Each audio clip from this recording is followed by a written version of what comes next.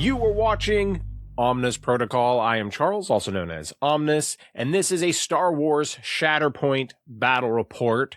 This matchup is featuring some regulars of the channel, Ryan versus Donovan. Ryan is playing Dooku with Savage and Magna Guard, with Darth Maul or Lord Maul, with Obi-Wan out of hiding, and Fifth Brother. Now, against him is his dad, which is playing Ryan, who is playing Mundi, Shaak Ti with the Padawans, and then Kit Fisto with Nadar and 501st. So, honestly, a ton of lightsabers on this table. Probably like the most that I've seen. Like, the only thing that's like 100% no lightsaber is the 501st, because I kind of consider the Magna Guard staves lightsaber adjacent. So very interesting matchup, like some very unique lists. And honestly, I don't think I've played something that close to either of these. So I'm really excited to see how it all unfolds. So we're just going to dive right into the matchup. So looking at the table, they are playing shifting priorities. And let's see who, I believe Donovan won priority and will be going first. Pulls Obi-Wan out of hiding. I think this is a pretty great first turn pull for him overall. The thing with him is he does tend to like create more problems for your opponent.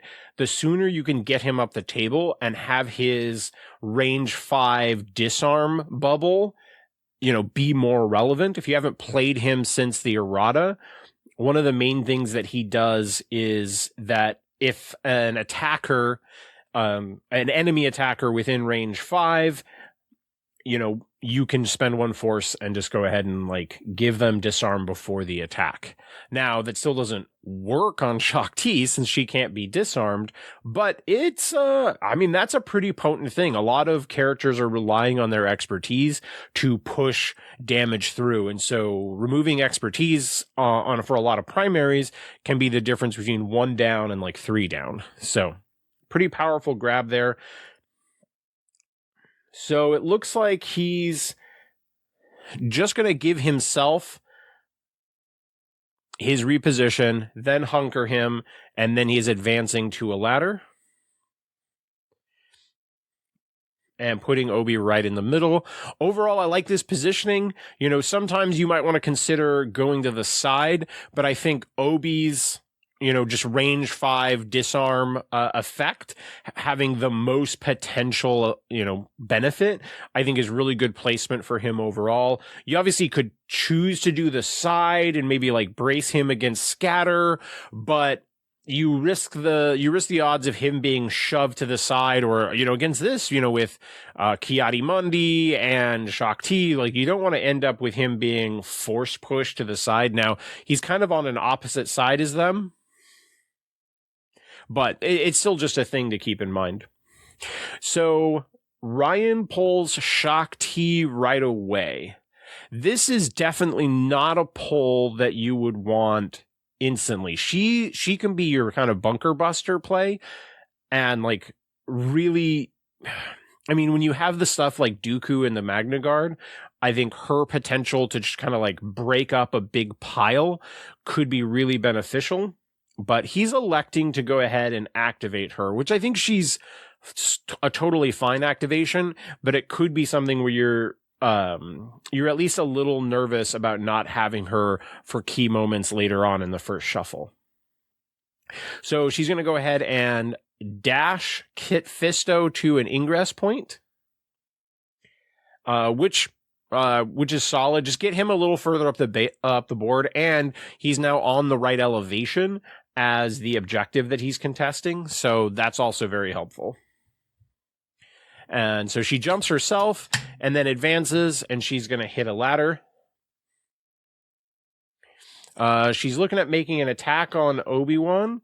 She's checking to see whether or not it'd have coordinated fire strain. Looks like he does. It's interesting sometimes with the top-down view where you're like, that looked really, really in. But from the side, that, doesn't always look that obvious. So she is making an attack on him. Looks like he's going to have... I forget his expertise. Is that 3 or 4 blocks? Looks like 4 blocks. So she's going to go 2 down, which is pretty normal for her.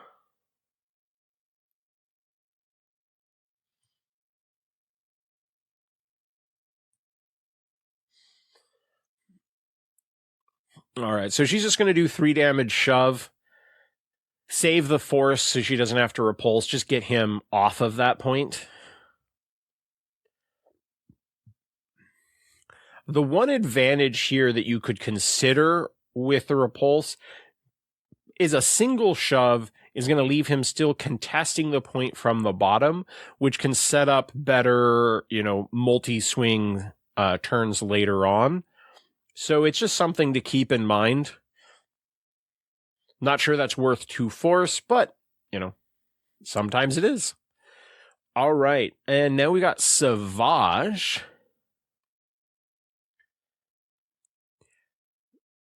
Savage can definitely go hit a point, but it might be something that he wants to save Savage for when Dooku have Dooku activate first so that Dooku can put Savage back, up to a point right away.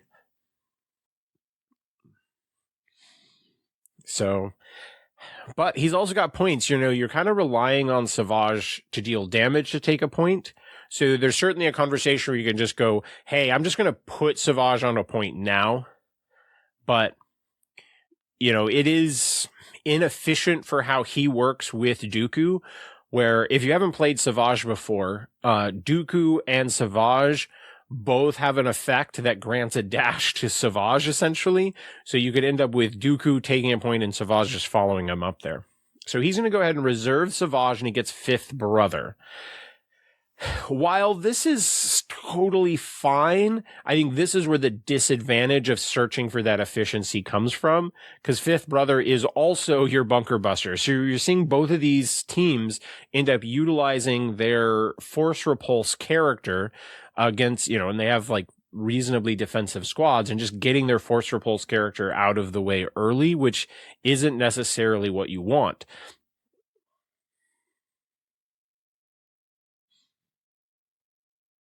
But, it might be worthwhile just because Savage's ability to just follow Dooku straight to a point is a pretty big deal. All right, so 5th brother's just kind of walking, hunkering, taking a point. So after Ryan had scored 2, now Donovan's going to score 2, so they both gain a momentum. All right, and now it is Shatterpoint for Ryan. The downside here is that it means not only is Shaak Ti gone, but now he's going to have Shatterpoint out of the way as well. So his ability to utilize Shaak Ti for a big swing turn is going to be basically off the table unless he feels like reserving it.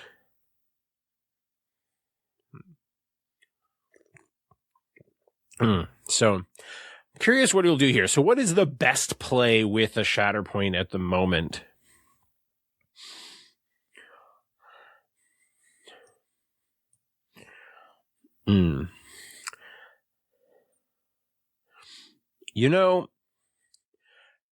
It might seem... oh, no, it's Padawans on that side. Yeah, if the 501st had been on the Kiadi side... yeah, I think that's definitely tough. I see why he put Kiadi and Shaak Ti on the side with Dooku, right? You're instinctively thinking you want to be able to repulse or force push Dooku off a point. He's just not worth attacking. But man, it would be really sweet right now with how the mission unfolded. I would potentially consider using the 501st to try to take that back point, but it's just too far away with them being on the Kit Fisto side.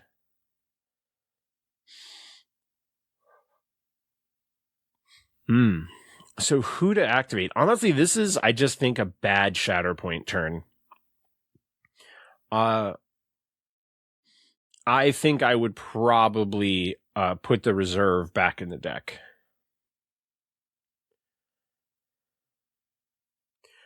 So I think he's Shatterpointing. Oh, he's Shatterpointing Kiadi. So Kiadi gives a dash to Nadar, which gives a dash to Kiadi.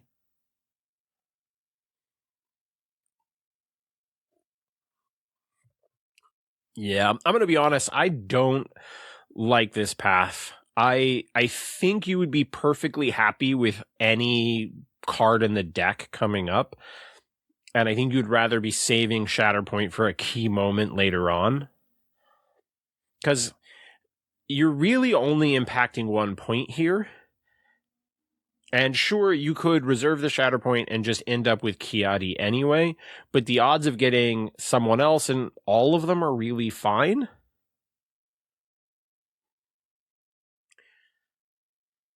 And so, yeah, I think that would be worth it to me.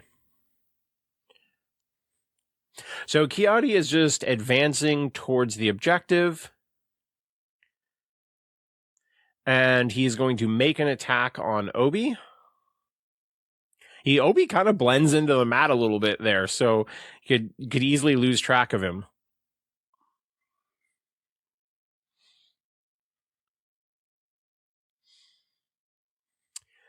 Sounds like Donovan is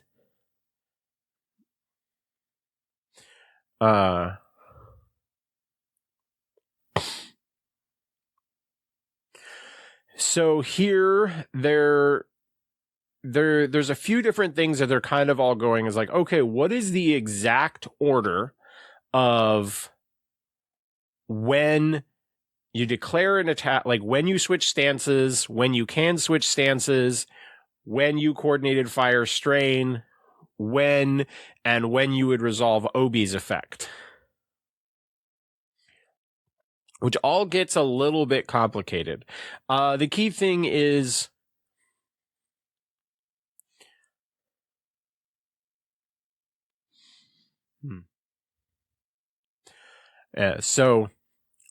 one of the questions is, can you switch stances after declaring your attack?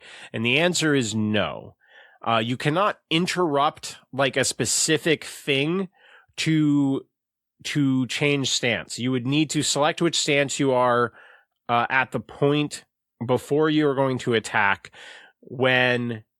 so you couldn't like wait to see if they use a defensive power and then choose which side they're on. So in this case, you can't declare an attack, wait to see if Obi is going to disarm you and then switch stances in response to that. That, as far as I understand, that is not the way that works.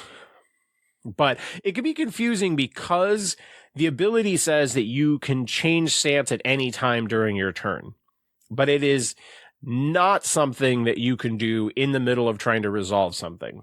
Same as you couldn't declare a force push and then while checking the angle, switch stances on your card. That's not the way that it works. But if I'm wrong, feel free to correct me in the comments. That was my understanding. All right. So Kiadi is declaring which side he's going to be on.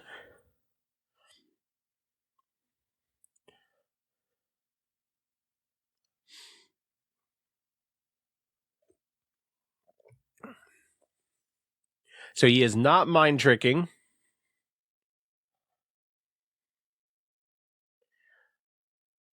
So ends up with 7 hits and a fail versus 5 blocks, so he will go 2 down. He has strain from coordinated fire, which they've already put the extra damage on from coordinated fire, dealing an additional damage.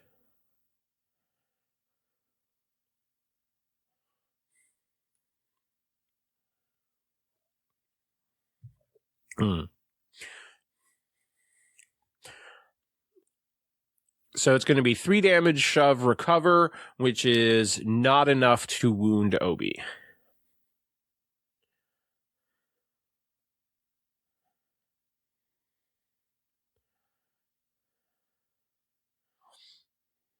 Well, probably a good idea they didn't disarm because there was no expertise in the role.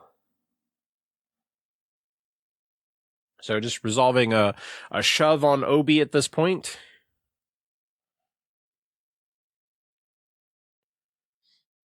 And so Ryan is going to score 3.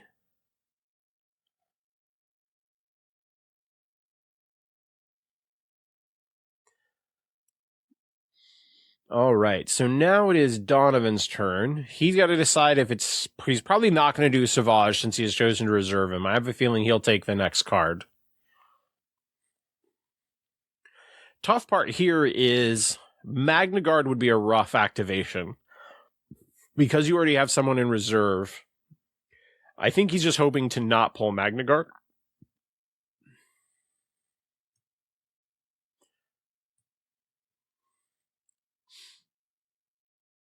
And that's kind of what he's going over in his head now. He's like, He's like, so, I mean, I think since he's elected to reserve Savage, my gut is that you got to gamble a little bit and hope that you just don't pull Magna Guard. Because I think you are probably happy with, you're very happy with Darth Maul or Dooku.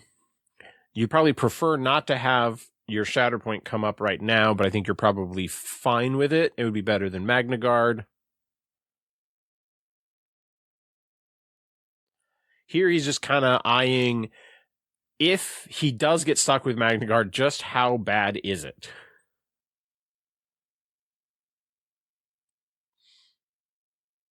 And he pulls Shatterpoint. So here, I would be heavily considering Shatterpointing Dooku. That way, I'm not stuck with a bad Magna Guard activation. But it looks like he's thinking that this is time for Darth Maul. One of the interesting setups with this particular table for this game was there was some terrain overlapping deployment, so Darth Maul got to start on elevation.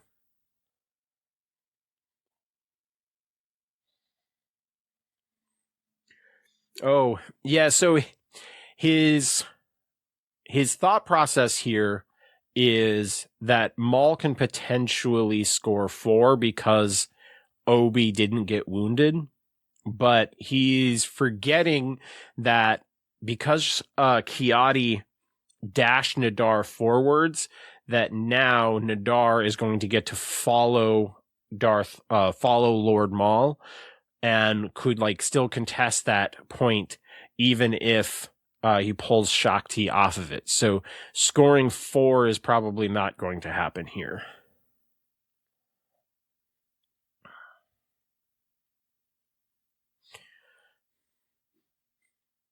He is doing Lord Maul, and at the start of that turn, he does get to advance Savage because he had deployed Maul within range 3 of him.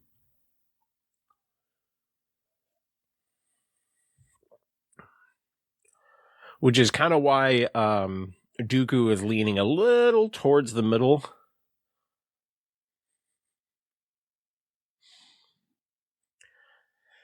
So now I think Donovan's going into the tank a little bit, trying to figure out if there's still a way to facilitate the situation where he can take all of the points, which might be possible. So there's a world where if he does his normal movement first, right, and just advances forward, then Nadar has to do his movement. And maybe he can create a situation where he's able to throw the lightsaber to knock one of them off the point, pull one of them off the point, and then use force speed to... he may have to use force speed first to get the right angles that he wants.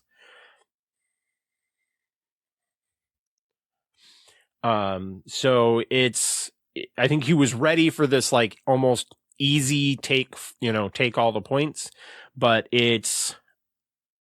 now it's very complicated. I suppose there just probably is no way because Kiadi is on the right side point. And so I think he's just going a little deep because he's thinking, is there still a way for me to take 4? And the answer is just probably there isn't. The only world where maybe you could facilitate it is if all of the movement and stuff works out right, where you do your initial movement, not force speed first, to force Nadar to move and try to do it in a way where Nadar can't get to Shakti's point. Like you go at a wide enough angle, but there's just a problem that may then stop you from getting to Kiadi's point. But that's probably the only world where I could see that still working out.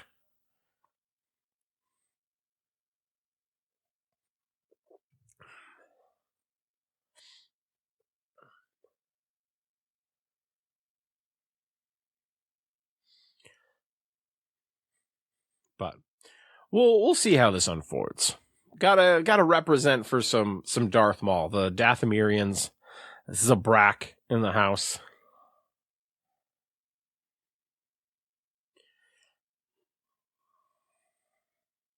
So now there's some complication because there is some scatter a little bit in front of Shakti, so there isn't necessarily the most clean angle. And so I think he's going to elect to move again.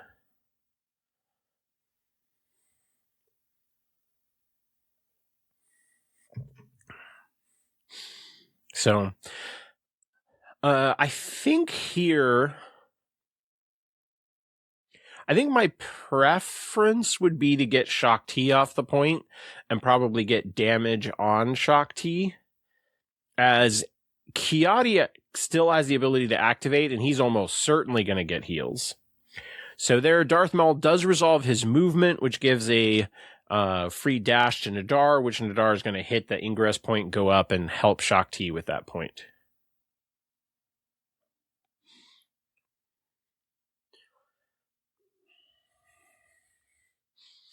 One potential play was to force speed forwards, pull Shakti off the point. If you're not in melee, hunker to engage with her.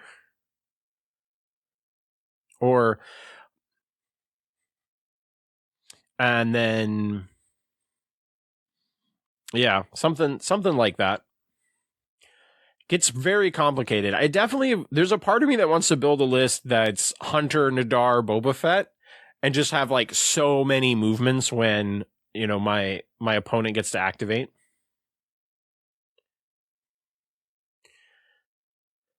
Looks like he's throwing a lightsaber at Kiadi. He's spending a force so that if there's a fail, he takes 3 damage. He rolled 1 too few dice. So it looks like he's going to go 2 down.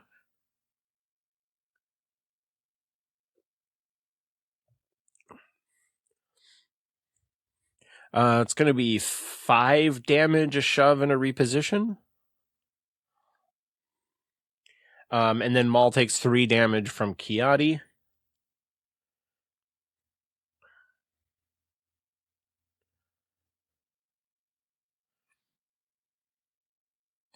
And now it looks like he's going to force speed onto the point, and so he's just kind of ignoring the middle for the moment. Yeah, not a huge swing there. I don't think Donovan was happy that he didn't get the full effect there, but I think it's still fine. He's able to score 3, resets it to 0. All right, Ryan pulls Kit Fisto.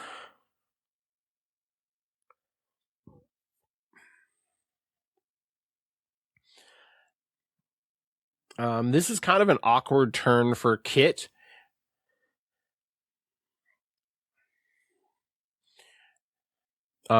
Here, he was correcting the stance card because he had told Donovan which stance he was starting him on in the beginning and then left it on the wrong side.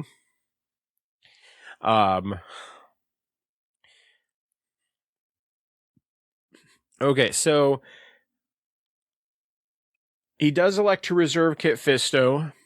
He pulls the Padawans. The Padawans get to do a heal within range 3, so they're going to heal 1 off of Kiadi.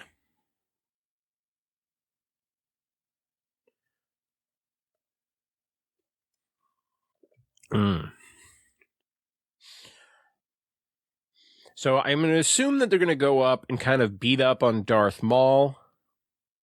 At least probably shove him off. I don't think they'd be going for a wound.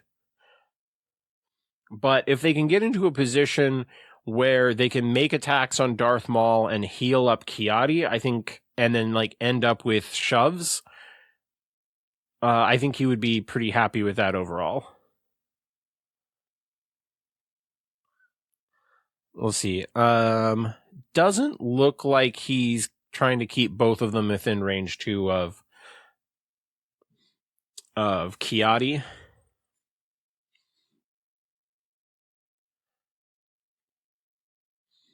No coordinated fire to worry about. I did not see which one is attacking first.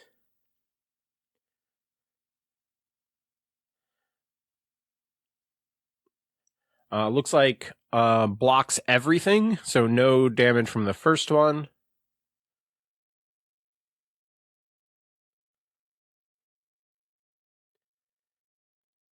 Three blocks for the second one. As that Padawan is going to go 3 down.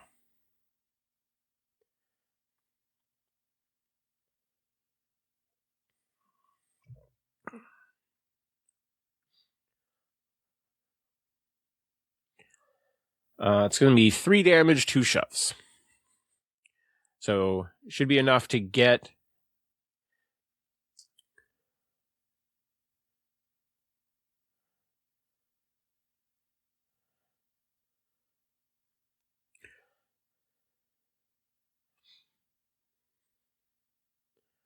and then that one is going to follow up. So no wound, and Ryan scores 3.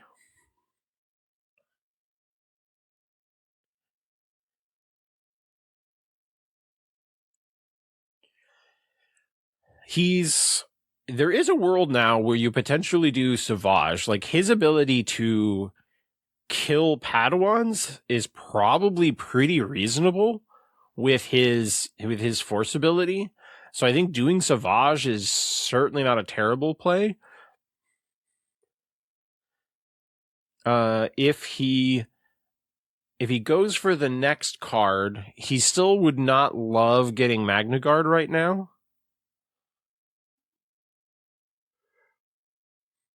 But I think he's fine if he pulls Maul or if he pulls Dooku. Dooku, I think, would be the first choice here.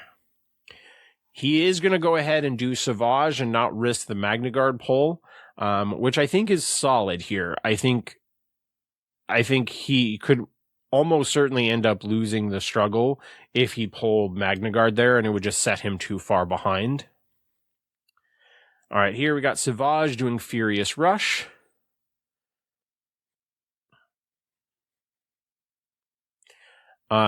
He's just go ahead and take a swing at that one. There is a question if he would be willing to spend the force now to get the bonus damage and potentially expose. But only rolls 1 block, so the dice...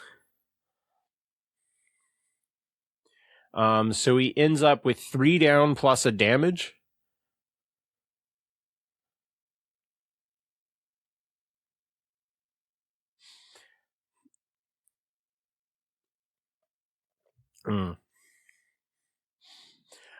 There was a little bit of confusion where there was a die that Ryan didn't see, and so they were just clarifying exactly how far.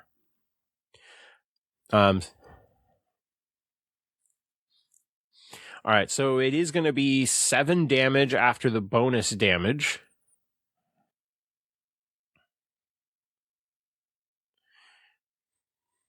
and that is going to wound them. No conditions.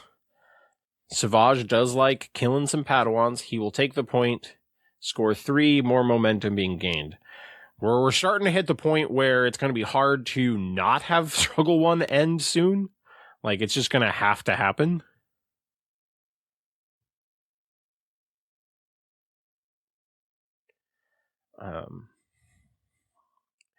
So it's still probably not a kit turn.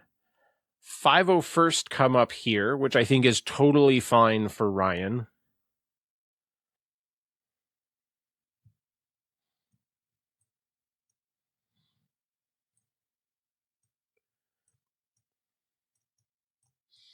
I think the 501st can, well, they just really need to get to the point with Savage. So this might be a case where they just defensive maneuver and hunker. Just like get them there.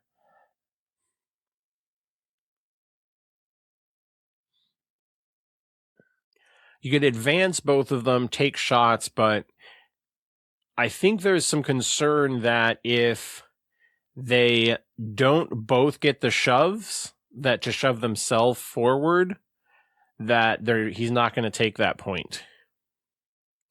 So I think this would be a pretty safe play overall to just like take the hunker for the guaranteed movement. Because just banking that both of them, and there's also problems that shooting him, he could jump and maybe potentially block the landing zone. So you don't end up with both on the point, which can also be awkward.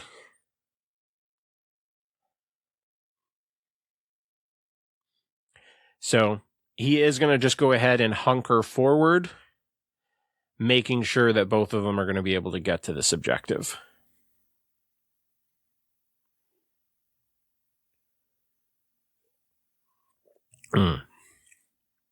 So,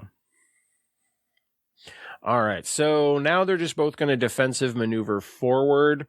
I think he's just checking some positioning to make sure that there's space for both of them. You don't want to, this is definitely a situation where you don't want to place one and then end up that you didn't leave enough space for the other base to be within range 2. So good clean movement over there. I like that whole play. All right. So a score 3. Now he pulls Dooku, which is safe. Because if he had pulled Magna Guard, he could definitely reserve them. He's overall happy with this because he's going to have a guaranteed ability to take that point back because he can get him and a Magna Guard onto it, no problem. He also can probably make an attack on the 501st on the way, so I think Donovan's very happy with this play. Also, it's often you prefer, if you're going to have to send a whole bunch of models all onto one objective in shifting priorities, you're happy with it not being the middle objective because you know the middle objective won't be active in Struggle 2. So you just don't want to end up with your whole team there.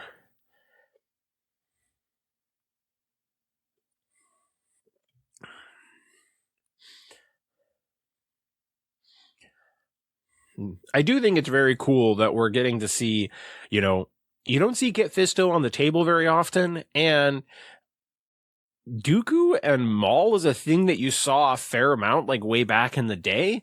So it's kind of cool seeing it come back. Like, honestly, Donovan's whole list is a very, like, first 9 months of the game sort of list. So, all right, we've got, Dooku dashes himself and dashes a Magna Guard.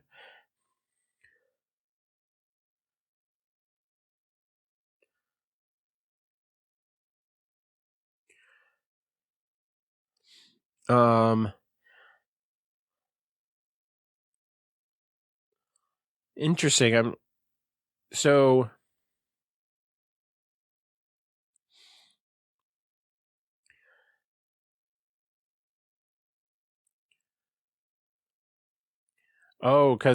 Yeah, okay, I see what's going on here. All right, so Dooku has finished his movement, so now the Magna Guard is moving on to the point.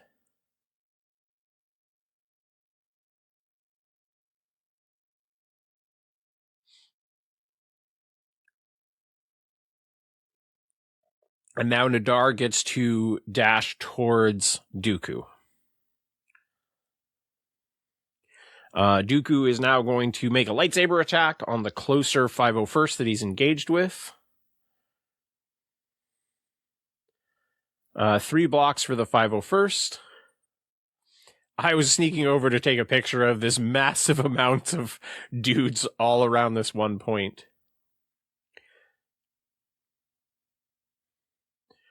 Looks like 5 damage reposition.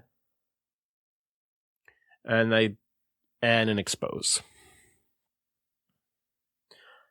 And he's just going to get himself a little bit closer to make sure he's on the point.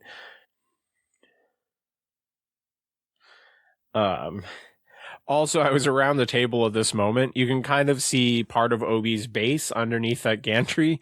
And I just realized when I was looking at it from the side, I was like, oh man, Obi is literally standing in a pool of lava. It's definitely the Mustafar fight. All right, so ends up with another score of 3. So we're probably going to have to end Struggle 1 within the next couple of turns. Because there's just so much momentum being gained that if Ryan keeps scoring 3, he's going to take control of this mission eventually. All right. So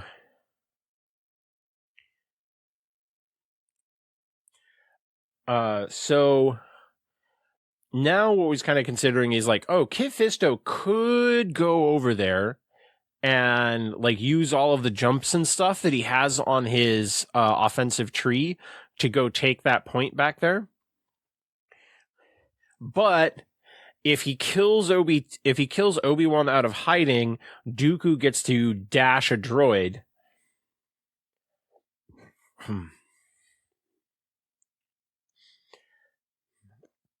So there's some concern of like, all right, well, then who else would Kit attack? So you could potentially have Kit Fisto just move and maybe make an attack on Fifth Brother and hope to get all of the movement to hop back there to take the point from the Magna Guard. But I think what he wanted was if Kit Fisto can deal the one last point of damage to Obi-Wan and takes that and gets back there, that would immediately win the struggle for Ryan. So they've both ended up in the situation where the weird movement that their teams have are just perfectly stopping them from making these perfect plays. If he doesn't activate Kit Fisto, trying to remember what all does he have left in his deck. He's elected to pull the next card, which was Nadar. I think I missed that.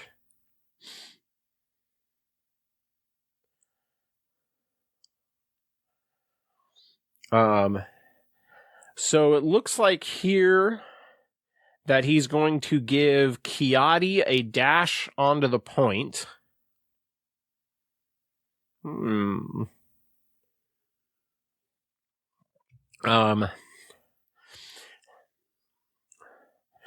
So they're kind of also talking about just how far down can, what's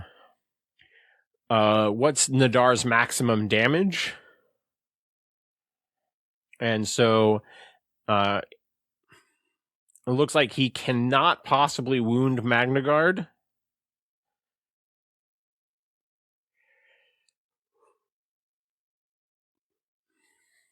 So, I mean, I don't hate the idea of Nadar just moving himself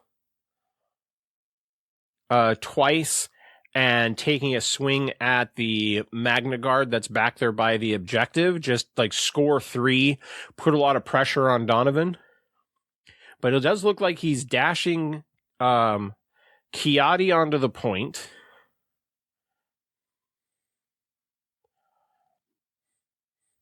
I suppose the question is, can he hunker and advance and hit that point?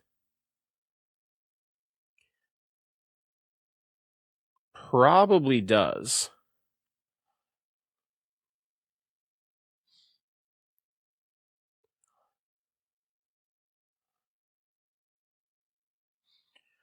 Oh, there's an ingress point over there, so I think he's thinking that the single movement will get him to the ingress point, which will allow him to go down and maybe make an attack on the Magna Guard.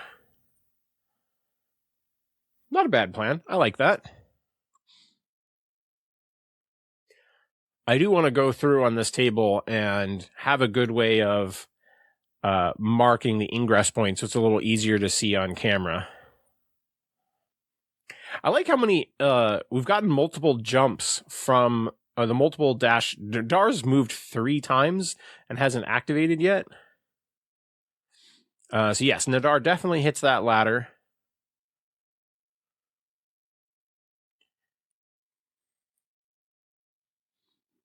And so he goes down the ladder. He is definitely not in range to hit the Magna, so he's just going to hunker.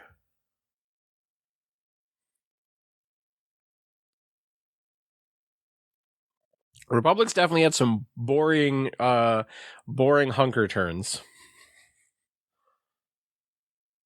All right, so we got Magnas here. So the question is, can the Magnas gang up on Nadar and not lose that other point? So there's 250 Kiadi on that point, and Darth Maul is not.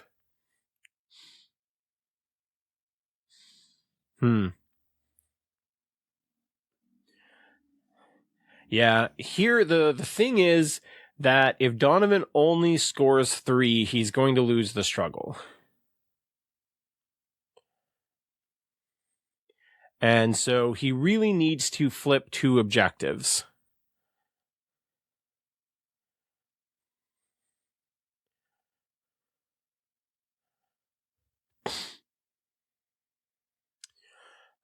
Trying to think of the best way to facilitate that plan. Like, I think it probably would have to be Darth Maul, right?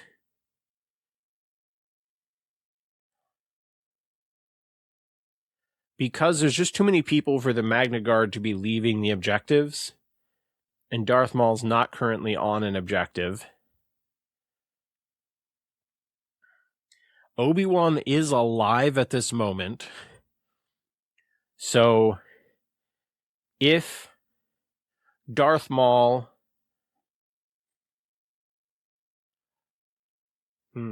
But there's some awkwardness of the angle to get Shaak Ti off of that point.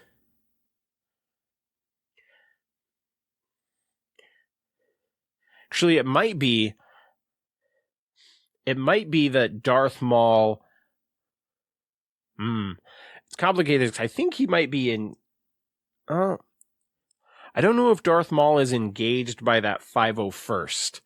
If Darth Maul could move twice, I could see reserving the Magna Guards, moving, throwing a lightsaber to knock Shaak Ti off the point, and hopefully get some movement as well, move again, pull Kit Fisto off of that other objective, and score 4.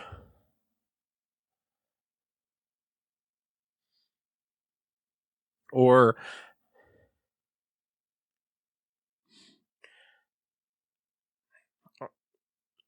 the problem is if he goes after the other point where Nadar is at, he ends up in an awkward spot where he might... Nadar gets to move after Darth Maul does movement, so it just kind of complicates that part of the play. If Darth Maul was not engaged right now, which I can't tell if he is, but if he was not, he could throw a lightsaber, knock Shaak Ti off the point. He would need 2 shoves though, because he needs to get her far enough away. So it is complicated.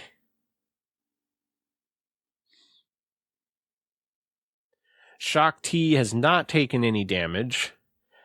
Nadar has not taken any damage. And the thing is like, momentum doesn't super matter for him at the moment. He needs to stop. He needs to be able to stop Ryan from gaining the additional momentum from ending on 0. But also got to keep in mind that there is the Obi wound as well for Ryan to close out the next struggle. Or close out this struggle.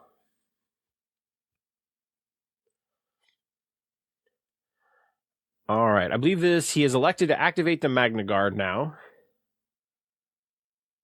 1 block, I think this was into the 501st.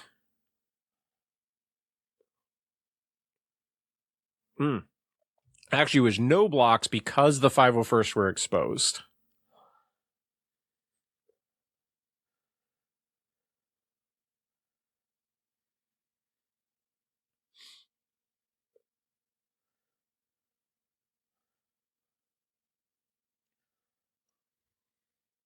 Or maybe I am slightly confused as to what's happening in the moment. Because if it was Magna Guard, I would have assumed that the Magna Guard in the back would have moved up closer to, Nadar.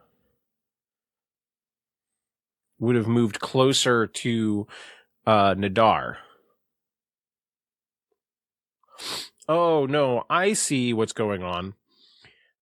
It is the Magna Guard. He wants to shove the 501st away.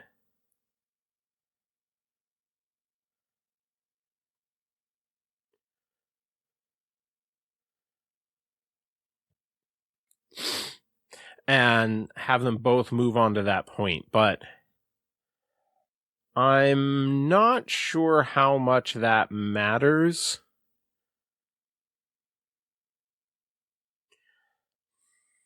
The problem here is that it's just basically, unless Ryan can't take 1 point, he's going to win the struggle here. So I think he needed to make a play with Maul there to lock in that struggle. It was definitely not going to be easy. Or he needed an additional wound, which also seems not likely. Or no, another wound wouldn't have mattered because he's going to 1 momentum either way. Yeah, he had to just take another point.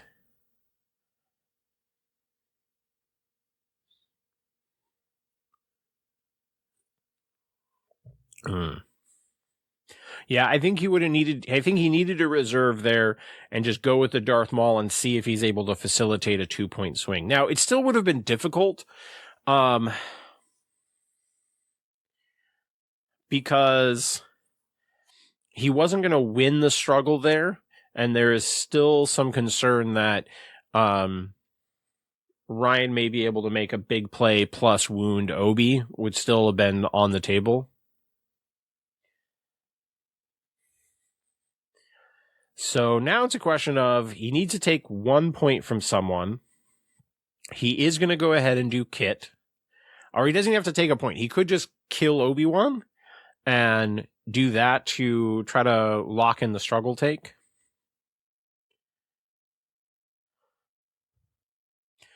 It's too bad he didn't end up in a situation where he could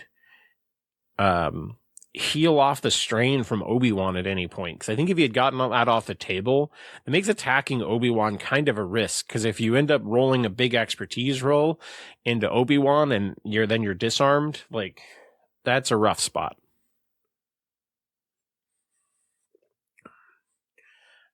So it looks like Kit Fisto is just spending force for more movement.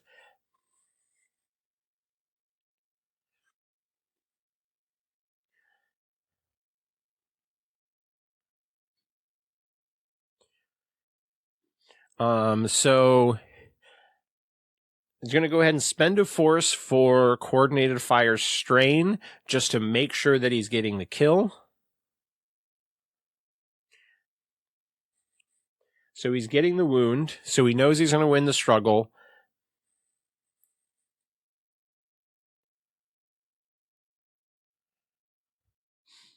Galactic Republic character still gets a wound. Kiadi's trigger does not require it to be off of an attack. Now I'm a little curious. I assume that that's the case, but I haven't read. I'm like, do you still get it if you wound off of, if you get it off of, because having an ability get the wound? I think you do, but now I'm just curious and I want to double check for my own brain. And yeah, it just says when a Galactic Republic character wounds an enemy unit, so it doesn't matter.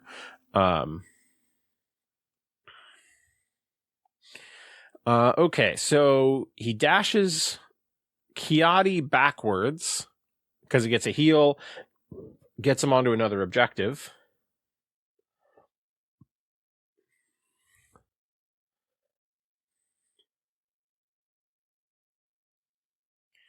Because of the wound, he did get to make an attack with the Magna Guard. So he did 5 damage, 2 shoves, which was on Nadar.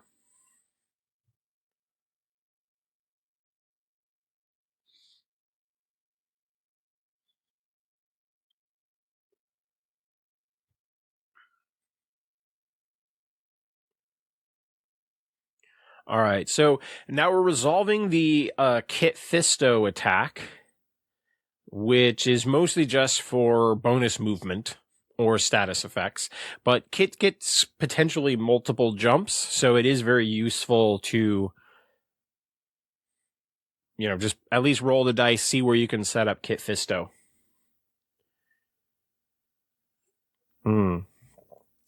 That's definitely a mistake. There's no reason to jump him up onto that objective unless your plan is to just give up Struggle 2, because that objective is definitely not going to be active. It'd be way more beneficial to jump Kit backwards.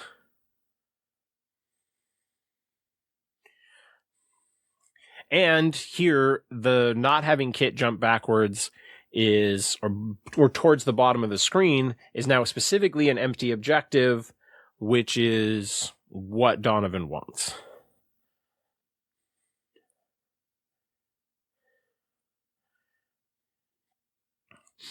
But I think that was just a brain fart. Forget, I know that Ryan knows that the middle objective is never active. We talk about it a lot.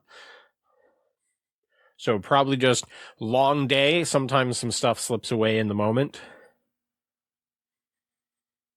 All right, so Magna Guard are going to start off doubled up on a point, which is good.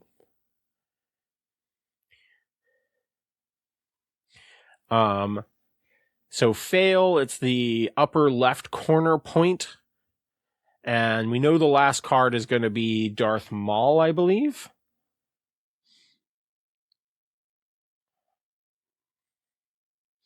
So here the question is, what do you want to do with the Darth Maul activation? The Nadar movement isn't hugely important here. I mean, there's certainly a world where he could throw the lightsaber at Nadar and just see if he gets the wound there. 5 damage is really not crazy for Maul.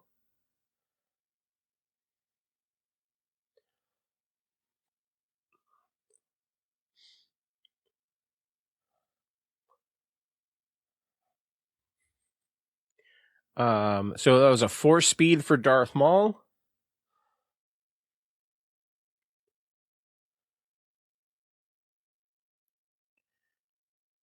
Looks like he is going to pull and expose Nadar. So yeah, I think the plan here is to kill Nadar, which I agree with this philosophy. You don't want that dashing around, messing with positioning. I don't know if he got him engaged or not. Looks like 1 block. Based on the amount of dice, I'm going to assume that was a melee attack. So he's going to go 4 down, which is, I believe, almost certainly going to wound Nadar.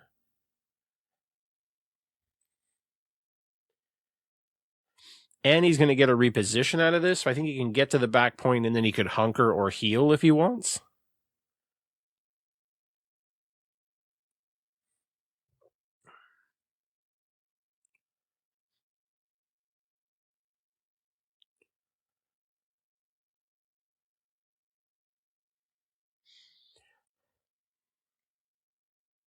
So here we're just resolving this movement.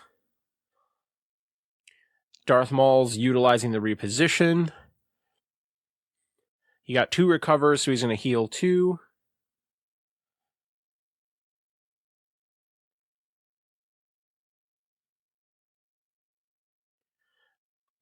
He was giving them the momentum. Now he's deciding what to do with the last activation, whether he would prefer hunker or if he wants to heal.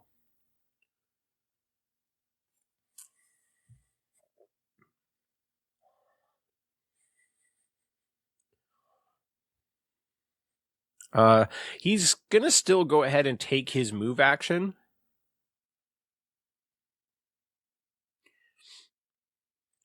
Just kind of get Darth Maul into what he feels like is a little better position, which I think is a totally reasonable decision. I'm not sure I feel like any of the plays were optimal. It'll be hard to know whether movement, hunker, or heal will be the most beneficial. So I like the movement there.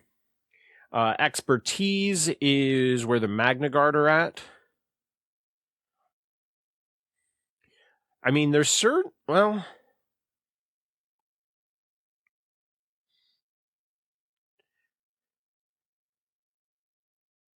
So Kiadi is dashing Kit, but it doesn't look like Kit gets onto the point.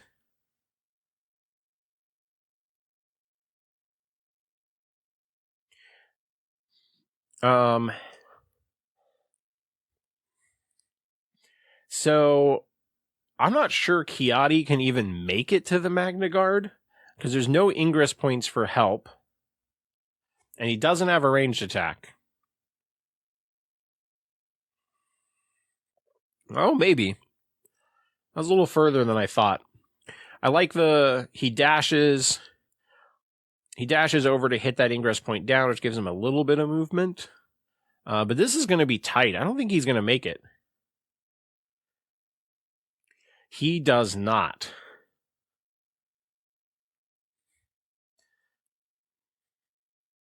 And so now he doesn't have an attack on anybody. So this is actually a pretty rough Kiadi turn. You at least like to have attacked someone to be getting some heals. So he's just going to do a recover action and stay there. He's going to spend for a force push since it's the end of the deck anyway, just to send one back towards the deployment. I think that's a good use. We've all talked about it many times that there are just situations where you don't force push when it really can help you down the road. All right, beginning of the next deck, Donovan pulls Dooku. As long as he scores that objective that's bottom middle, he would end struggle 2, or if he gets a wound. Oh, I don't know if he's rolled for priority yet.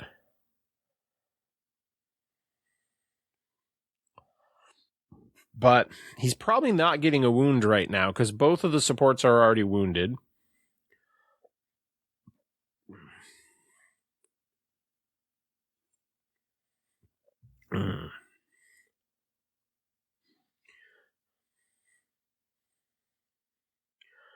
Let's see. Dooku can at very least send Savage to that other point, and then Dooku can make attacks on someone. Yeah, actually, that would be pretty sweet. I would like that play. Just send Savage to that objective because he takes the free dash and then gets to dash again because he will be within range 3 of him still.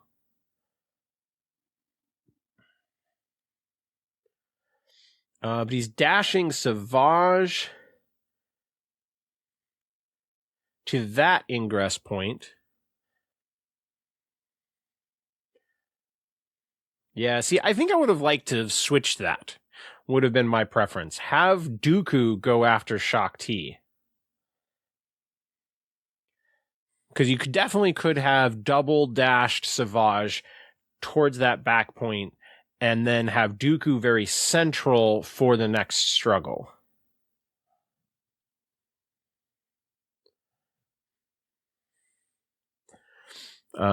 We still get a Magna Guard gets to follow Dooku.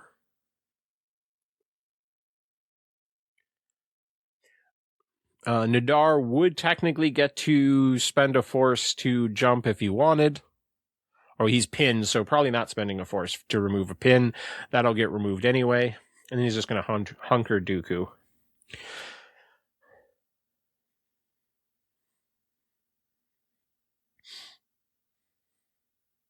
Yeah, I think there would have also been another movement on Savage.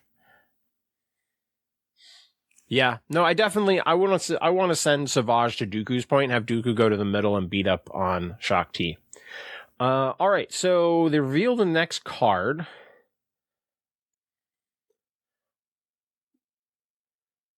That's interesting because you could either start with Dooku and Maul controlling points, or you'd start off with Fifth Brother. Yeah, so it's going to go back to Fifth Brother being on a point.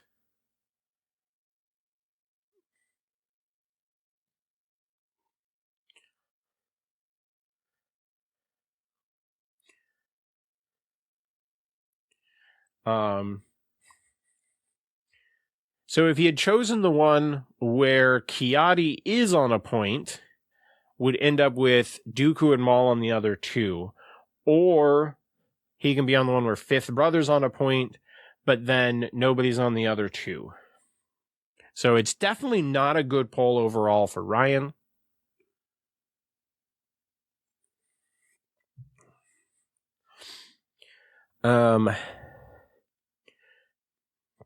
He has pretty much anyone. You know,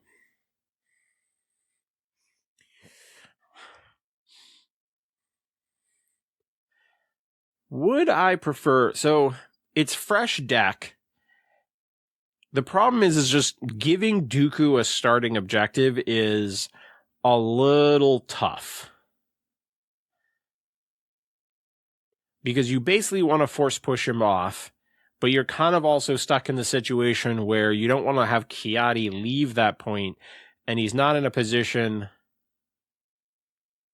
So this is where he's kind of debating, and I think this is a hard choice. If it were anyone but Ki-Adi, but the problem is he only has 3 characters who are awake.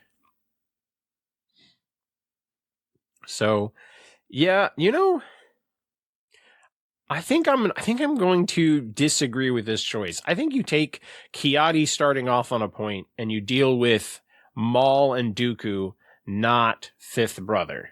But that is not what we've chosen. It is Fifth Brother.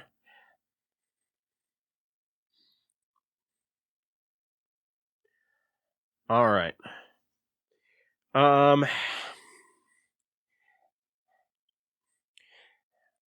And so the point that Ki-Adi just left is now active and is the priority objective, which Nadar cannot get to, and he cannot get anyone else to.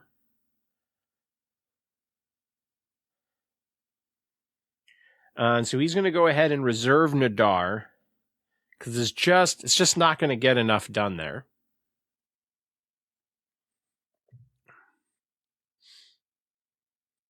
He does elect to reserve Nadar, and he gets 501st, which I think he's fine with. It costs 2 force, but I think there's definitely a world where the 501st can at least score 3 here. And take shots at someone. Maybe you want to be careful shooting at Savage. I don't know if he's in range to jump to the objective, but that's a risk that I'm not sure that I would want to take.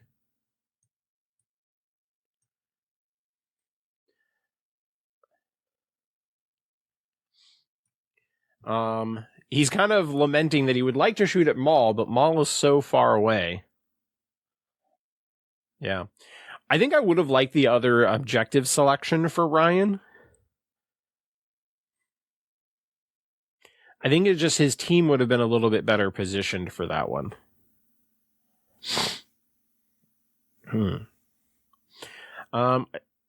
Realizing that the 501st do actually pin on the first step, there's probably not a whole ton of risk of shooting at Savage.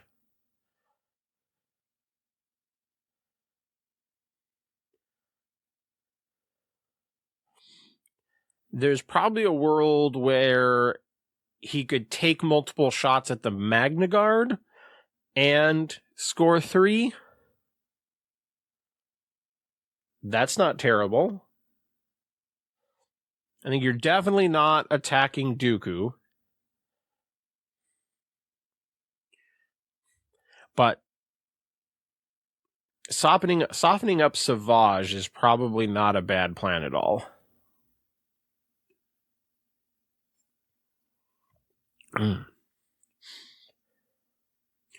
All right. He's looking, just kind of see that range 5 can be up on that terrain.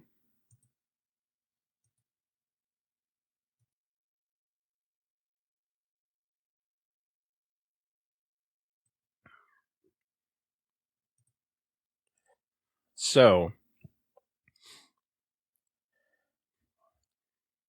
I think it's probably a plan to take some shots at Savage here, would be my guess. Well, let's see, where are you going to go? I mean, obviously this is a reasonably casual game in the store, but you do have to think in these sort of moments when you're practicing just how long you're taking for some of these turns. I mean, I would say there's been a couple of these on both sides throughout this game, but you want to be conscientious of just how long you're spending on activations, just so that like when you go to a tournament that you're not overthinking things. Sometimes you just got to kind of roll with the punch, but when there is no timer, sometimes you're like, I want to make sure I don't mess this up. Because, I mean, obviously, as we've had a lot of these games on camera, you can see how often like some very, very subtle resolving stuff too quickly backfires on you.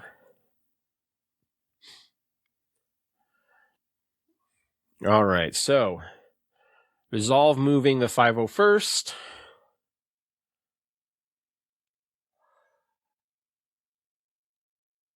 Now they're going to go ahead and defensive maneuver.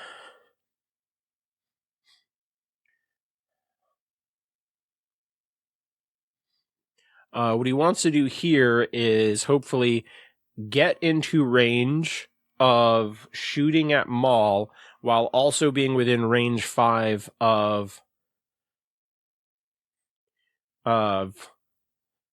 Kit Fisto, so that he has supporting fire dash, which I like this play a lot. He would definitely like to have the wound on Maul. Now, there is reason where you could, because it's a fresh deck, that you might want to wait until Maul gets onto a point. So, yeah. I think I would actually like take the double shots at Savage. Might be worth the risk. I think it's just 1 damage and a pin. On Maul, which in this case, not wounding him, but getting another damage and pin is actually really good. So that I actually like a lot, because that makes the Maul's ability to get over and affect these other 2 points a lot worse.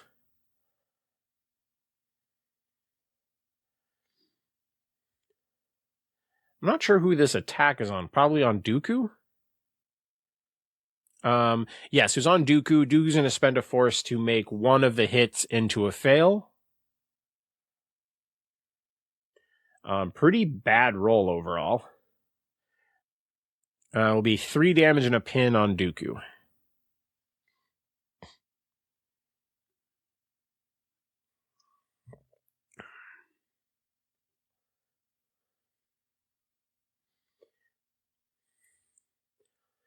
So he was able to score 3 between all the movement and the supporting fire dash.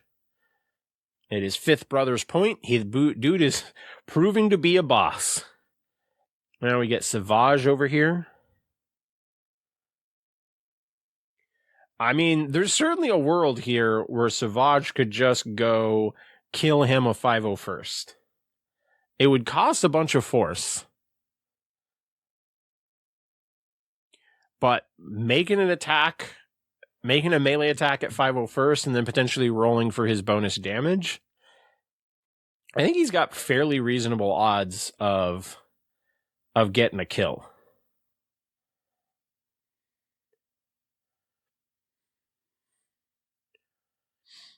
Yeah. I mean, I think there's some big potential there. Now, I mean, you can definitely reserve him, but you know you're scoring at least 2, so you can be a little risky with this one. Trying to remember which die faces for Savage yield the bonus damage. The expertise ones versus the crit and hit ones is just a pretty big difference.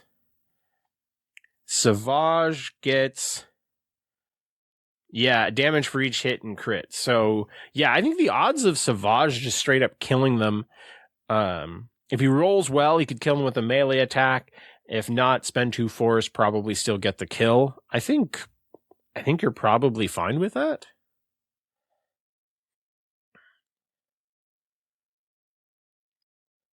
And this list, honestly, outside of the repulse or force push, the list is not great at dealing with steadfast.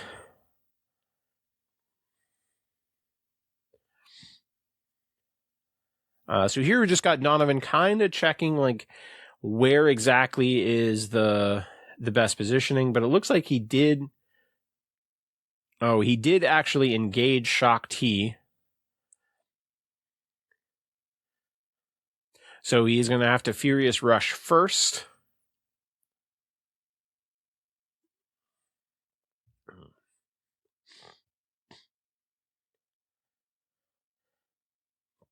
And so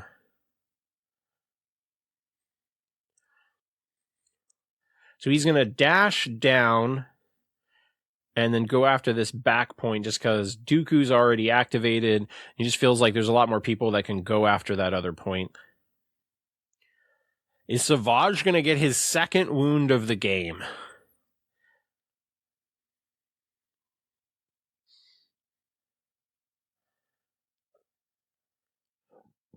Looks like 2 blocks. So it's just going to be 2 down.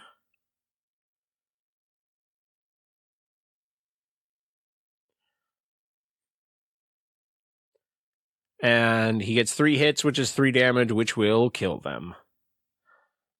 Man, math works out. So he had gotten a damage, I believe, from expertise, which is how he got 5 damage off 2 hits. He is better at killing 8 health things than I think I probably realized.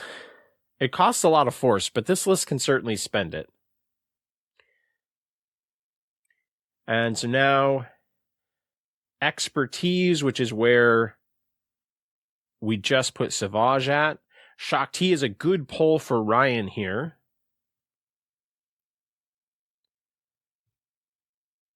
Shock T can definitely go take that back from Savage. I think there's an element of that he kind of probably wishes that the priority point was either the top objective or Fifth Brothers.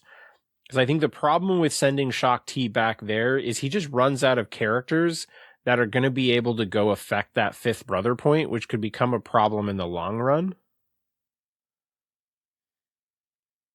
So he is doing Shock T. He dashes Kiadi to the ladder, so Kiadi's more central. So now Kiadi can potentially influence the Fifth Brother point. So I like that play a lot.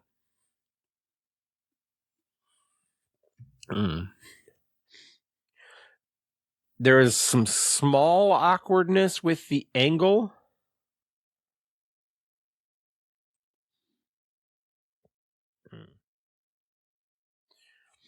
So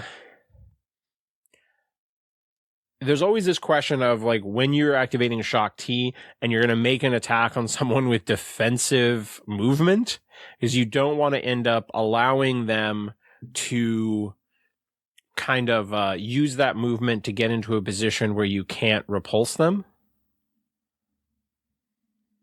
So she's jumping down. This is part of her tactic.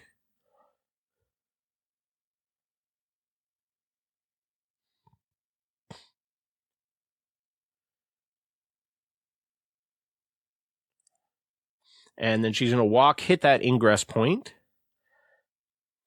Make a lightsaber attack into Savage. We are playing the lightsaber game.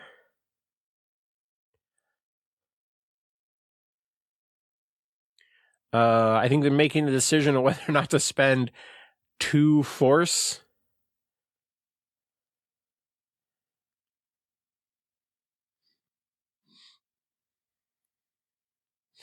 There was just some contemplation about when to declare coordinated fire.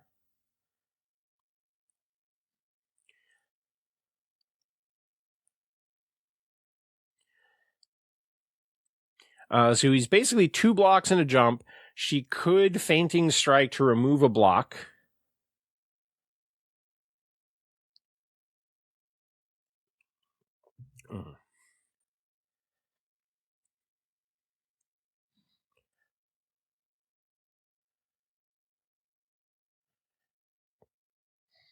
Okay, so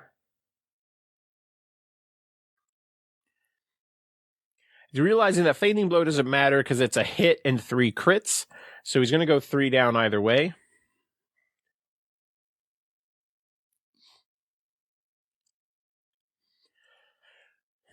So now just resolving which things on Shock T's tree he's going to choose. But he has the jump. This is where it gets pretty scary.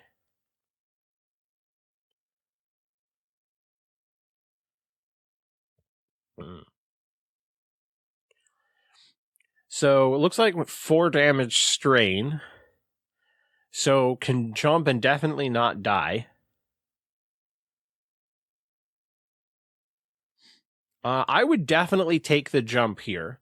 What I'd like to see is have Savage jump down, hit the ingress point, go up, and can probably pin himself against the wall of that terrain.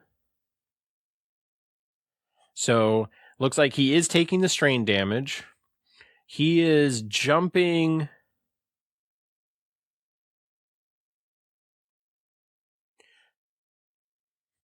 He is jumping over, so he didn't go down and hit the ingress point. And so that would have definitely given him some more movement and potentially pinned him against that, the edge of the kind of the taller bit of that terrain, which we'll see if that ends up hurting him. So there is a supporting fire dash now from Kit, I believe, coming.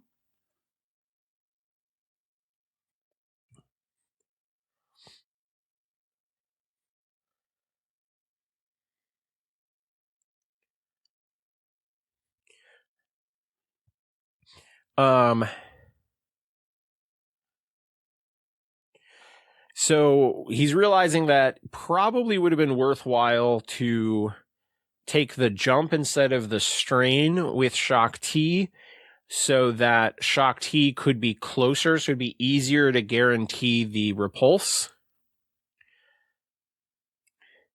So she's going to go ahead and take the supporting fire dash.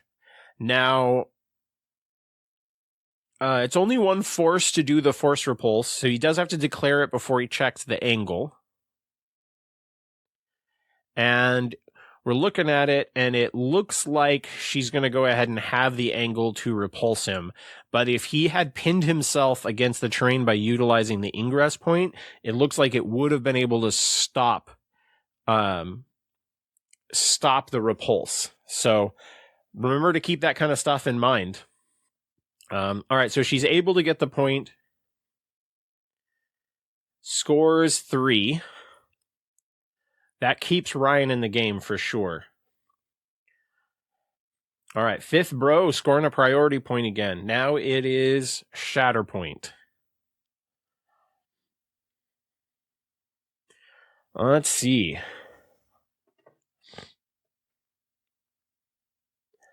This could...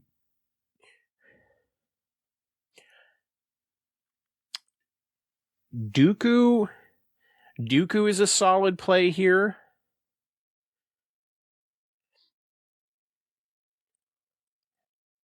There's also one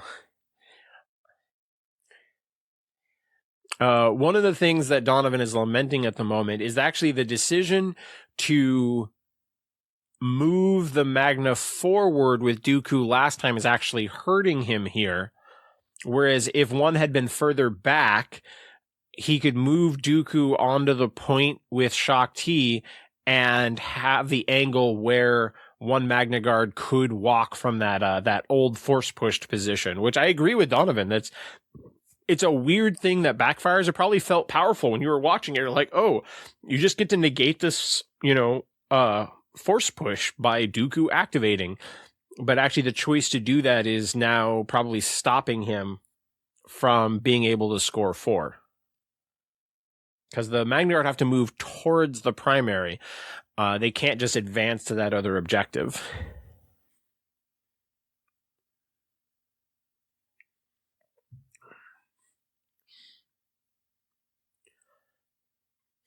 So I think he's considering Shatterpointing the Magna Guard here, which I don't think is an awful play. I do believe Dooku has already activated, so I do think there's value of just getting Dooku onto a point.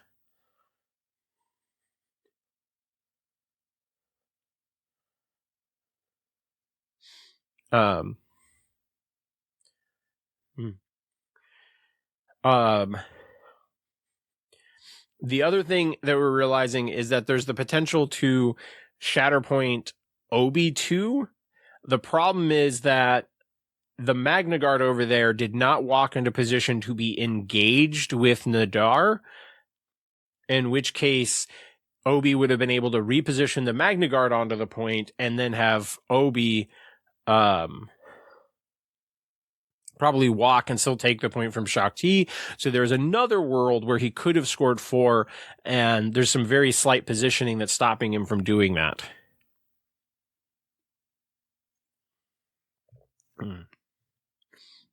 So just some deliberation on exactly how to facilitate this. I think he's realizing that scoring 4 is probably unlikely.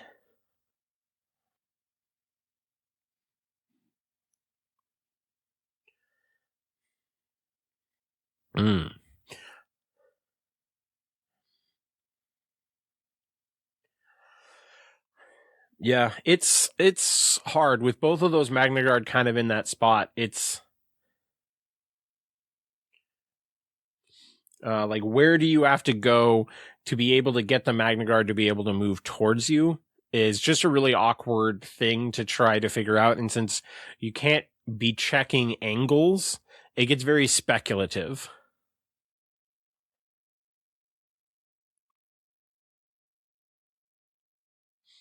And Dooku is all pinned, which makes things a little bit complicated. He would have a lot more interesting potential otherwise.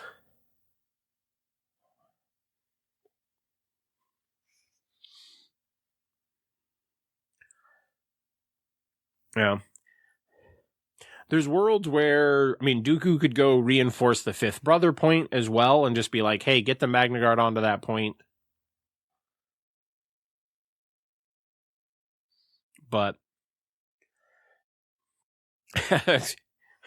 there's certainly a world where you could end up with Savage just trying to kill Shaak Ti. A little gambly. I'm not sure if he can get a 3rd wound.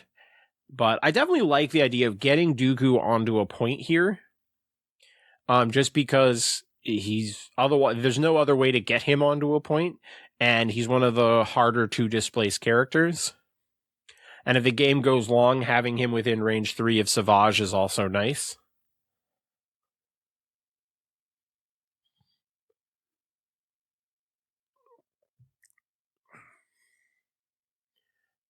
All right, so what has he decided here?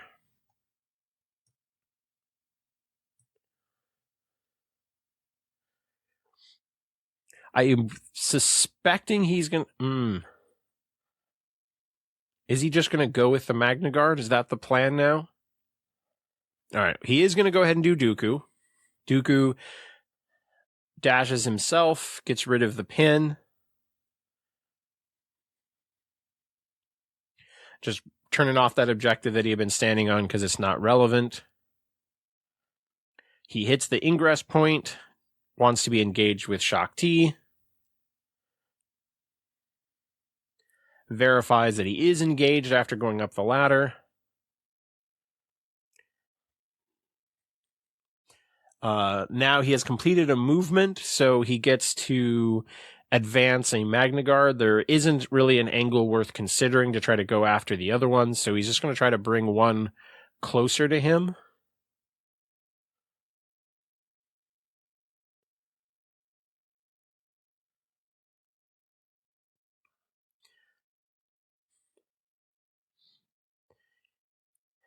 Goes up, hits the ladder, and engages Kiadi.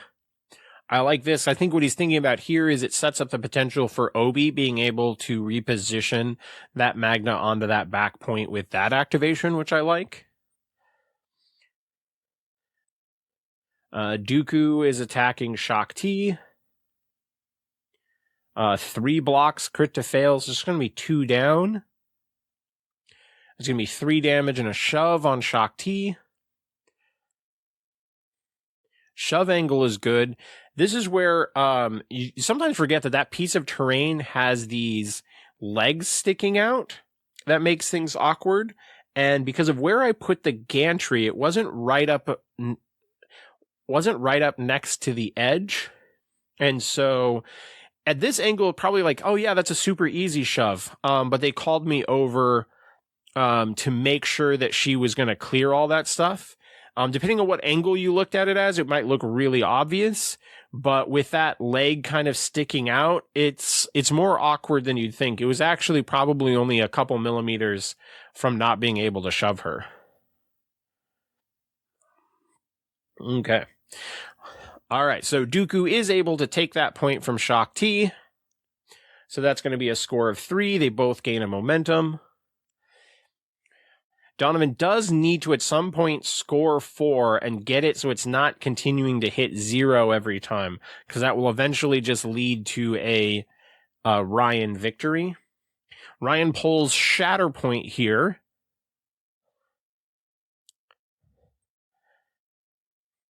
He's realizing there is no play to score 2 points.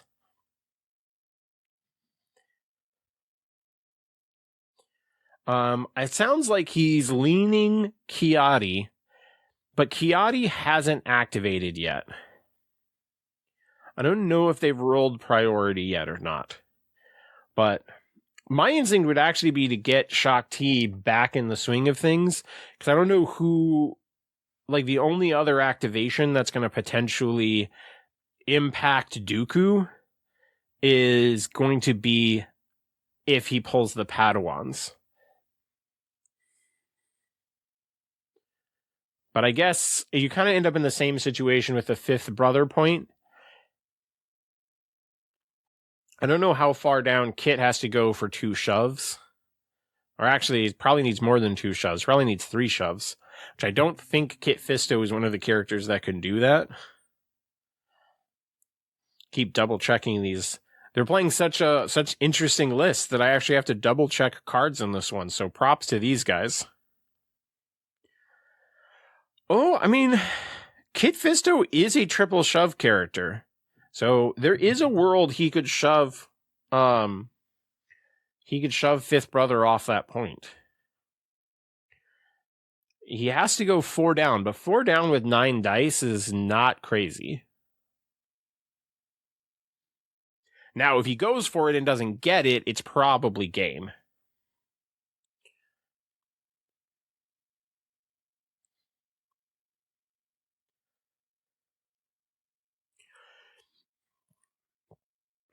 So I think what he's...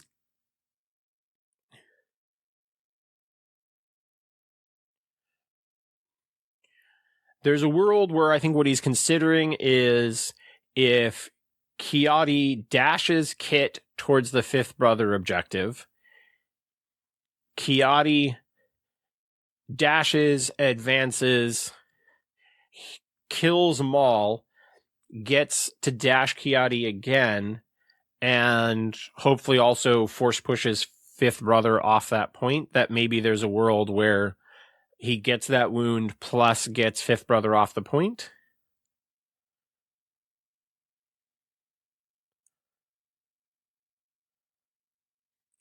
All right. I think he's doing Kiadi.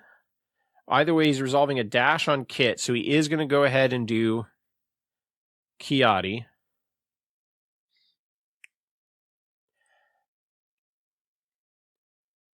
Yeah, I think I would have liked to see a Shock T activation here. Just get Dooku back off that point. He's not activating again anytime soon. Fifth Brother hasn't activated yet, so you have the maximum potential over there. Both Darth Maul and Fifth Brother are coming up in the deck and are going to have trouble interacting with the Dooku point, but can easily deal with that one. So I think I would Shatterpoint Shock T. It's just better order of activation.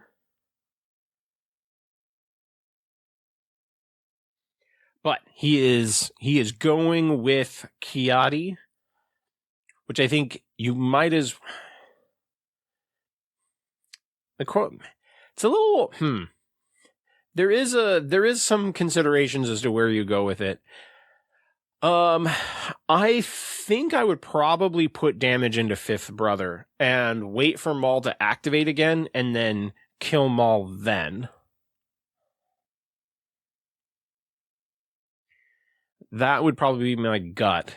So we'll see whether he's going to go after Fifth Brother with everything or if he wants to try to get the wound right now. I mean, it's very easy, it's very easy to see red, and wanna get that wound when you see it being all juicy. But since we know that Shatterpoint has already been activated on Donovan's side, I can see the value in certainly waiting, letting Maul activate. But it looks like he wants to go after Maul.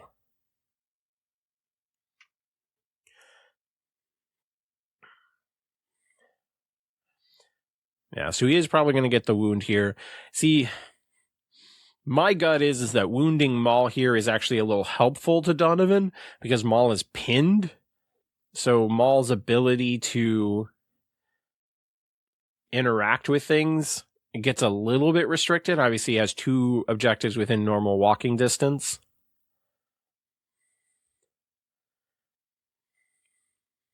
He did not Kiadi was not within range 3 of the 501st, so he's kind of hoping to get the free force push. Maul rolled 2 blocks.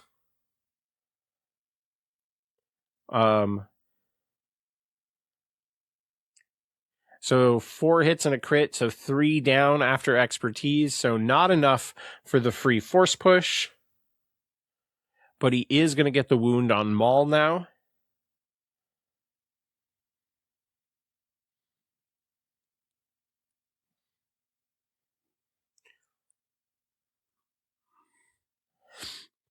So 8. So yeah, he just needs 3 damage to get the wound here.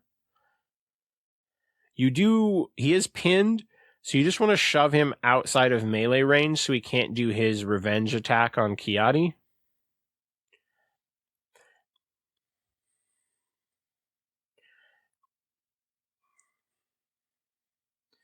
So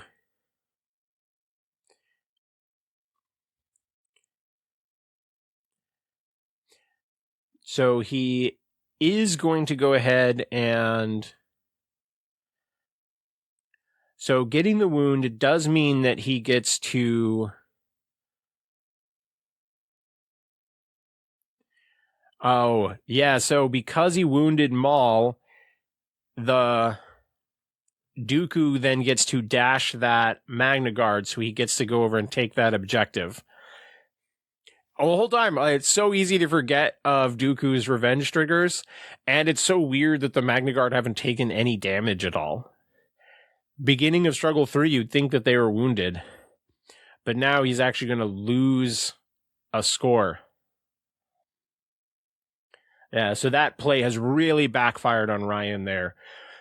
But as I was saying earlier, I think the right play was to attack Fifth Brother either way, get him softened up, because nothing in Ryan's list is probably going to one-round Fifth Brother. So you want to get some damage on there, so killing him starts to become a reality for some different activations.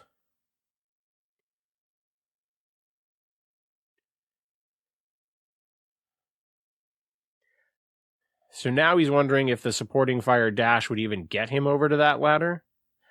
And it looks like no.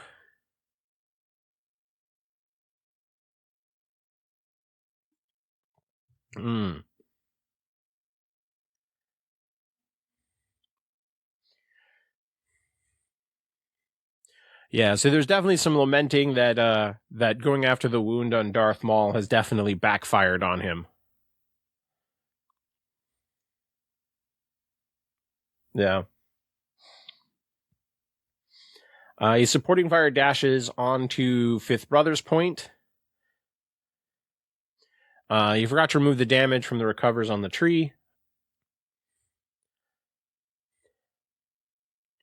He gets to recover and dash a Jedi.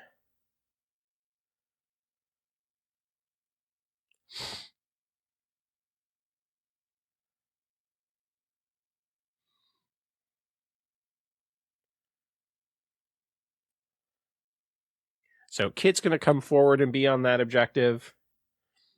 And then I think he's probably going to spend the Force here and go for the Force push as well, I would suspect. He has a lot of activations left.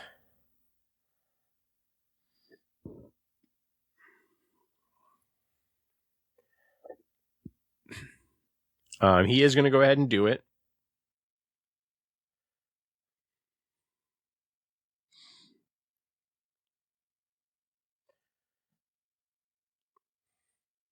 Yeah. I think he's just kind of realizing that this was that's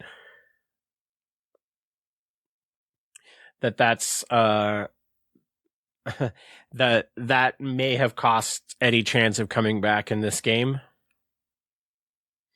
It's really easy to get into a habit. You remember Leia, you remember Kanan, but you forget what Dooku can do.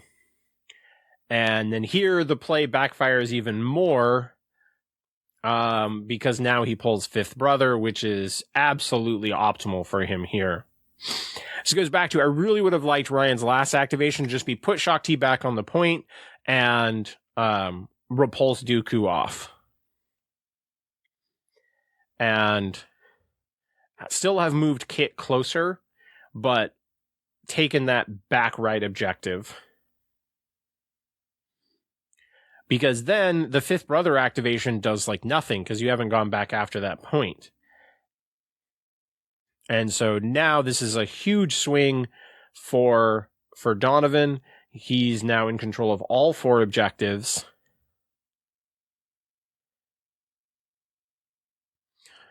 Nadar is still looking like a bad play for Ryan. Kit comes up. This might be game. Kit needs to take the point from Fifth Brother. So Kit can get the 3 shoves, but that's really his only chance to kind of stay in this.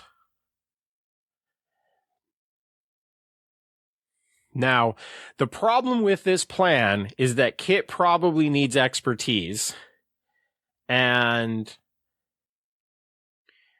I'm not sure he can be within range 2 of Fifth Brother and not be within range 5 of Obi. And so this might be a situation where Donovan can just spend 2 force from an injured Obi to turn off the expertise. And I think the odds of Kit Fisto being able to go 4 steps down the tree without expertise would be really unlikely.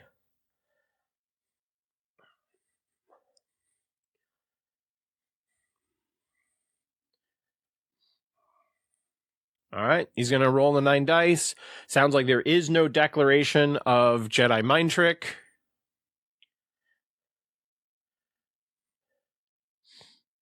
Obi rolls 2 blocks, or Fifth Brother rolls 2 blocks. I was wondering in this moment of if Mind Trick needed line of sight, which it does not, so he would have definitely had it. And so, yeah, if he had Jedi Mind Tricked, then Kit would have lost basically almost all of his successes. I think he would have gone 0 down or 1 down if he had Jedi Mind Tricked there, which would have definitely ended the game basically instantly.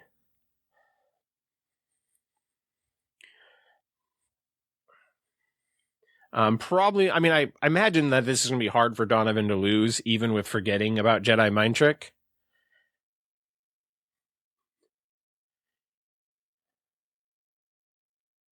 So Kit does get the triple shove to get Fifth Brother off the point.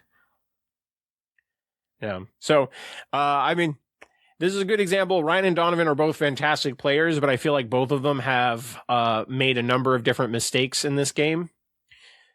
So, sometimes it just happens after a long day. Nobody plays perfect. All right. So expertise. So it looks like he needs a wound. He needs a wound or to displace Kit Fisto. Oh, so what we're talking about here is all he has to do is Obi can reposition Fifth Brother onto the point to guarantee win the game. But Donovan is talking about how Obi-Wan never gets wounded, so he never gets his bonus dice, and so he wants to see if Obi can reposition onto the point, focus, and just roll a whole bunch of dice to shove Kit Fisto off the point. Is that what he's thinking about?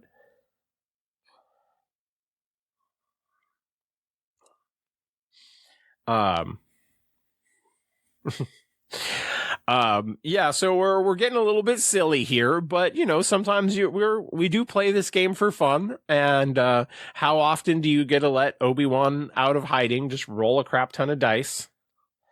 Not that often, since the Vader Jedi Hunter changes.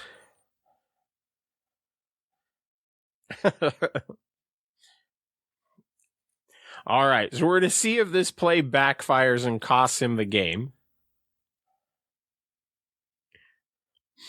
All right, so Obi repositions, focuses, and now is going to get to roll 9 dice into Kit Fisto. Battle of lightsabers. Obi rolls a fantastic attack roll, which after expertise was 3 crits, 4 hits. So full tree for Obi, which is going to go ahead and shove Kit Fisto off the point. 6 damage, 2 shoves. Kit doesn't get shoved off of points very often, but I think Donovan's trying to make up for the fact he forgot about mind tricks. So he wants to let Obi solve some things with some aggressive negotiations, let's call it. But overall, that was a very interesting game. I'm glad I got to see these guys kind of play this thing out. I love the creativity in the lists. We were talking about what to potentially put on camera, and they both had these unique lists with them that they were excited to play. And I was like, hey, I would love to record that. I think that'd be cool for showcasing some of these different models. And both Dooku and Maul don't get talked about enough these days and their value. And I think we saw a lot of good work out of Magna Guard there. There was definitely some order of activation struggles from the Republic side. Just kind of finding the right time for Kit Fisto felt difficult for Ryan. But I do like Nadar a lot. I think Nadar is really underrated, and I would like to see him more often. So I am definitely glad that we got a little bit of action from him and got to see him do some cool things and kind of make Donovan's life difficult. Also, this was a case of a lose struggle 1, win struggle 2, win struggle 3, which we talk about not being terribly common. And so getting one of those on camera was also cool. So big shout out to both Ryan and Donovan. Thank you for letting me record your game. Again, love these lists. And we'll close things out with the most OP thing that you can do is go back, try some of these weird secondaries. Obi-Wan out of hiding, Nadar, love the lightsabers. Later, nerds.